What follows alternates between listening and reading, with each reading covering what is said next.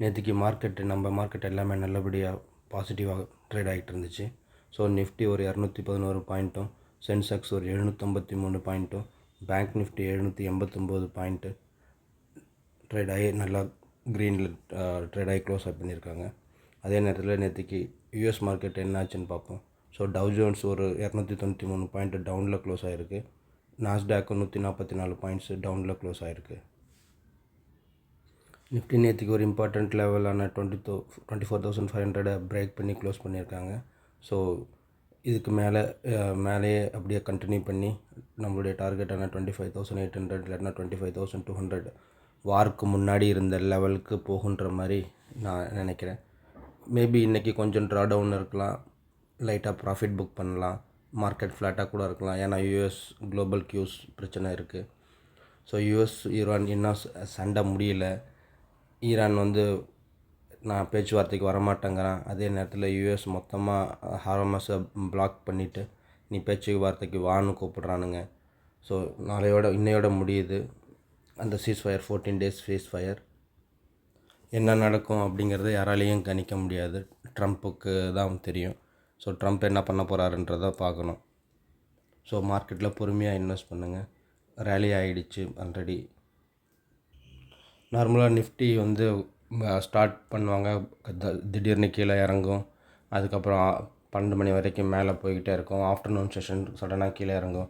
So அந்த மாதிரி எந்த ஒரு சினாரியோவும் இல்லாமல் நேற்றுக்கு ஸ்டார்டிங்கிலேருந்தே கன்சிஸ்டண்ட்டாக மேலே ஏறி க்ளோஸ் ஆகிருக்கு. இன்றைக்கி கிஃப்ட் நிஃப்டி 88 பாயிண்ட் பாசிட்டிவாக தான் ட்ரேட் ஆகிக்கிட்டு இருக்கு. ஸோ நம்ம மார்க்கெட்டும் ஸ்லைட்டாக பாசிட்டிவாக ஓப்பன் ஆகிறதுக்கு சான்ஸ் இருக்குது. பட் முன்னாடியே சொன்ன மாதிரி ப்ராஃபிட் புக்கிங் இருக்கலாம், வெயிட் பண்ணி ட்ரேட் பண்ணுங்கள், பொசிஷன் எடுங்க. எஃப்ஐஐ நேற்றுக்கும் 1918 கோடி வரைக்கும் நெட்டாக செல் பண்ணியிருக்காங்க. ஸோ டிஐஐ 2220 crores பை பண்ணியிருக்காங்க. ஸோ இன்னும் எஃப்ஐஐ நம்ம மார்க்கெட்டில் நெகட்டிவாக தான் இருக்காங்க. கொஞ்சம் மேலே ஏறினா கூட விற்றுட்டு போய்கிட்டே இருக்காங்க. அதனால் நம்ம ரொம்ப கேர்ஃபுல்லாக இருக்கணும். ஸோ ஃப்யூச்சர்ஸ் ஆக்டிவிட்டிலையுமே ஸ்டாக் ஸ்பெசிஃபிக்காக கொஞ்சம் பாசிட்டிவாக இருந்தாலும் இண்டெக்ஸ் லெவலில் இன்னுமே எஃப்ஐஐ ஷார்ட்டில் தான் இருக்காங்க. இன்றைக்கி செக்டார் லெவலில் பார்த்திங்கன்னா கன்சூமர் ஸ்டாப்பிள்ஸ் 2% ஏறி இருக்குது. Banking 1.3, finance 0.75, reality sector 0.69, services 0.5, infrastructure 0.47. PNC infrastructure நம்ம வாங்கிக்கிட்டு இருக்கிற ஒரு ஸ்டாக்கு. நேற்றுக்கு ஒரு ஆர்டர் கிடச்சிருக்கு, அதனால் அது ஏறி இருக்கும். சிமெண்ட், ஆட்டோ எல்லாமே நார்மலாக பாசிட்டிவாக தான் இருந்திருக்காங்க. ஃபாலோயிங் ஸ்டாக்ஸு மேலே ஏறுறதுக்கு நிறைய சான்சஸ் இருக்குது. பிகாஸ் கன்சூமர் ஸ்டாப்பிள்ஸ் நல்லா பண்ணதுனால Nestle India, Hindustan Unilever, trend இந்த மாதிரி கம்பெனிலாம் மேலே போய்கிட்டு இருக்கு. ஸோ இது மேற்கொண்டு மேலே போகிறதுக்கு சான்சஸ் நிறையா இருக்குது. அதே நேரத்தில் ஹிந்துஸ்தான் ஜிங்க், யூபிஎல், பிஎஃப்சி, கால்பால், சுப்ரீம் இண்டஸ்ட்ரி இந்த மாதிரி கம்பெனிலாம் கொஞ்சம் கீழே இறங்கிறதுக்கு நிறையா வாய்ப்புகள் இருக்குது. Same time ICICI general insurance, Sammaan capital, Polycab, SBI life insurance sectors இது எல்லாமே கீழே இறங்கிறதுக்கு வாய்ப்பு இருக்குது. பார்த்து ட்ரேட் பண்ணுங்கள். எதுவுமே நல்ல வேல்யூவில் இருந்தால் மட்டும்தான் வாங்கணும். இந்த மாதிரி over valued market based news driven இதெல்லாம் எதுவுமே பார்க்காதீங்க. நேற்றையோட டாப் கெய்னர்ஸ் பார்த்திங்கன்னா Nestle India, United spirits, Varun beverages and Hindustan Unilever. So இவங்கெல்லாம் நல்லா பண்ணியிருக்காங்க. லார்ஜ் கேப்பில், மிட் கேப்பில் grow, ICICI, AMC, LIC housing finance இதெல்லாம் நல்லா பண்ணியிருக்காங்க. ஸ்மால் கேப்பில் நம்ம பார்க்குறதில்ல, பட் ஏதாவது முக்கியமான கம்பெனிஸ் இருக்கான்னு பார்த்துக்கலாம். கரூர் வைஸ்யா பேங்க் இருக்குது, 5 star PNB housing. So PNB housing result வந்துருந்துச்சு, அவங்க நல்லா பண்ணியிருந்தாங்க. ஸோ ஹவுசிங் செக்டாரில் இது ஒரு நல்ல கம்பெனி. இதை விட சீப் வேல்யூவேஷனில் இருக்கிறதுன்னு பார்த்திங்கன்னா ரெப்கோ ஹோம் ஃபைனான்ஸ் பார்க்கலாம். லூசர்ஸில் ஸ்மால் கேப்பில் பார்த்தீங்கன்னா Ola, Natco pharma, Cohance and Cholamandalam holdings இருக்குது. ஸோ இந்த இதில் நாட்கோ பார்க்கலாம். இது கொஞ்சம் அண்டர் வேல்யூட்.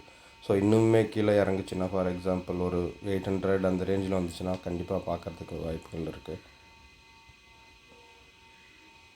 மிட் கேப்பில் பார்த்தீங்கன்னா losers Polycab, Radico Khaitan, MFSL, ICICI, general insurance இது முன்னிலுமே பார்த்துருந்தோம். லார்ஜ் கேப்பில் SBI life, Cummins India, Torrent pharma, BEL, so இவங்கெல்லாம் கீழே இறங்கியிருக்காங்க.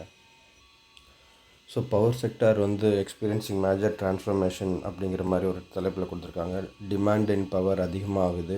ஸோ ரியல் டைம் மானிட்டரிங் வந்து இன்டர்நெட் எனேபிள்டு டெக்னாலஜிஸ் மூலமாக இவங்க பண்ண ஆரம்பிச்சிருக்காங்க. ஸோ இதனால் power related, power transmission related கம்பெனிஸ்லாம் நல்லா பண்ணணுன்னு நினைக்கிறேன். இன் ஃப்யூச்சரில் நீங்கள் பார்க்கலாம். ஸோ என்டிபிசி, பிஎஃப்சி, ஆர்இசி இந்த மாதிரி கம்பெனிகளை பார்க்கலாம். டாட்டா பவர் கொஞ்சம் காஸ்ட்லி, அதில் இப்போதைக்கு வேண்டாம். ட்ரெண்ட் நேற்றுக்கு ரிசல்ட் விட்டுருந்தாங்க. அவங்களுடைய ப்ராஃபிட் எல்லாமே ஸ்டடியாக க்ரோ ஆகும் அப்படிங்கிற மாதிரி சொல்லியிருக்காங்க. ஸோ நேற்றுக்கு ஏதோ ஒரு 3.4% ஏறி இருந்துச்சு. ட்ரெண்ட் ஹெச்ஏஎல் டெக்லோட ரிசல்ட் வந்துருந்துச்சு. ஸோ அவங்களுடைய ப்ராஃபிட் குவார்ட்டருக்கு 4% மேலே ஏறி இருந்தாலும் ஸோ க்ரோத் ஃபோர்காஸ்ட் வந்து 1 to 4% கைடன்ஸை குறைச்சி தான் காட்டியிருக்காங்க. ஸோ ஐடி கம்பெனிலாம் இன்னுமே வெயிட் பண்ணணும். நிறையா ஸ்ட்ரகிள் போய்கிட்டு இருக்கு. So everywhere job cut, AI issues. யூஎஸில் தான் நம்மளுடைய மெயினாக இருக்காங்க. அவங்க தான் பெரிய கிளைண்ட்டு. ஸோ அவங்க இன்னும் ஸ்டேபிளாக ஆகலை. அதுக்கப்புறம் தான் பொறுமையாக தான் ஐடியில் எந்த இதாக இருந்தாலும் நம்ம ட்ரை பண்ணணும்.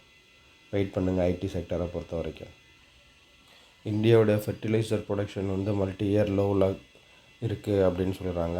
நானும் பார்த்துட்டு இருந்தேன். நம்ம பார்க்குற கம்பெனி முருகாப்பா குரூப்போடது கோரமண்டல் இன்டர்நேஷ்னல். ஸோ அதுவும் நல்ல ப்ரைஸில் வந்துக்கிட்டு இருக்கு, அட்ராக்டிவ் ஆகிக்கிட்டு இருக்கு.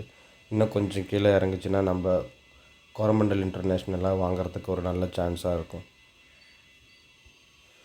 மாஸ்டெக் நல்ல ரிசல்ட்ஸ் போஸ்ட் பண்ணியிருக்காங்க. ஸோ நேற்றுக்கு 5% மார்க்கெட் மேலே ஏறி இருக்குது. நம்ம இதை வந்து ஒரு 2 மாதத்துக்கு முன்னாடி நல்ல லோவில் ஒரு 5-6 குவான்டிட்டி வாங்க முடிஞ்சுது. ஸோ இது ஒரு நல்ல கம்பெனி.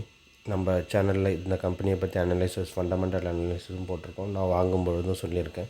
ஸோ ஒரு நிமிஷம் அதோடைய ரிசல்ட்டையும் பார்த்துடலாம்.